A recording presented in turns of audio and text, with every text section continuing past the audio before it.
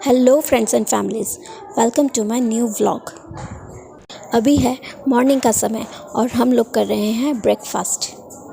नाश्ते में बने हैं पकोड़े वैरायटीज़ के, आलू के, प्याज के, पनीर के, मिर्ची के। गर्मा गर्म पकोड़े सर्व किए गए हैं हरी चटनी के साथ, जो कि खट्टी तीखी चटकाकेदार थी।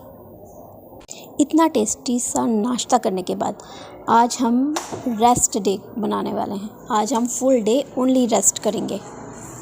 काफ़ी दिनों से हम केवल भाग रहे हैं, यहाँ वहाँ दिन भर भागते से रह रहे हैं। वैकेशन है, वैकेशन मना रहे थे, एंजॉय भी कर रहे थे, लेकिन अब बस आज बहुत थकान महसूस हो रही थी, तो हमने आज पूरा दिन रेस्ट करने के लिए बुक किया। ठंड काफ़ी ज़्यादा है, इतनी ठंड में गर्मा गर्म धूप सेकने का एक अलग ही मज़ा है। तो हम लोग पहुंच गए अपने टेरेस पे। नाश्ता करने के बाद टेरेस पे पहुंचने के बाद फील हुआ कि बहुत हवा चल रही है, ठंडी हवाएं, धूप भी है, धूप गुनगुनी है, गुनगुनी धूप है। थोड़े डिस्टेंस पे देखा तो कोहरा भी नज़र आ गया।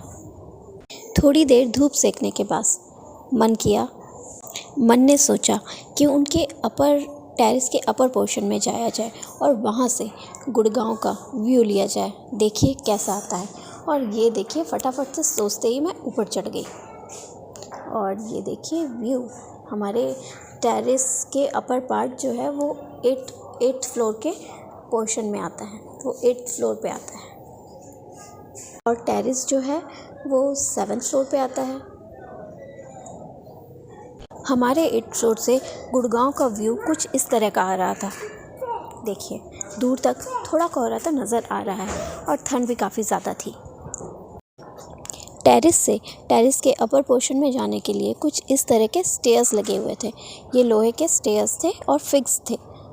तो मेरे बेटे को उसमें चढ़ने से बहुत डर लग रहा था। आना तो वो भी चाहता था ऊपर, लेकिन ऐसे लोहे के स्टेयर्स में चढ़ने के लिए उसे काफ़ी डर लग रहा था और वो नीचे ही गुस्सा हो गया कि वो चढ़ नहीं पा रहा था इसीलिए। और मैंने तो ऊपर आके पोजेज़ लिए, थोड़ी फ़ोटोज़ ली और आपको व्यू भी दिखाया। और ये देखिए, ये गुस्सा होके बैठा हुआ है मेरा बेटा। इसके अपर पोर्शन से देखिए इस तरह का व्यू आ रहा था, जो काफ़ी सुंदर लग रहा था। मुझे तो बहुत अच्छा लग रहा था। मुझे हाइट से डर नहीं लगता, मैं बस हाइट को एंजॉय कर रही थी। मेरी कज़न सिस्टर को भी डर लग रहा था, इसलिए वो भी नहीं आई। और ये मैंने 2 फ्रीडम लिए हुए पक्षियों को कैप्चर किया। मुझे भी पक्षियों की तरह इस तरह से आज़ाद रहना बहुत पसंद है।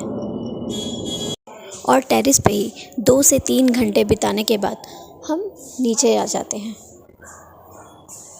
नीचे आने के बाद मम्मा बेटू का मस्ती टाइम स्टार्ट हो जाता है। मेरे छोटे बेटे को सुलाने के बाद मैं बड़े बेटे के साथ बहुत ही मस्ती भरा टाइम एंजॉय कर रही थी, जो मैं रेगुलर लाइफ में नहीं कर पाती हूँ। इतना टाइम मैं उसे नहीं दे पाती हूँ जब से मेरा सेकंड बेबी हुआ है, उसके बाद से।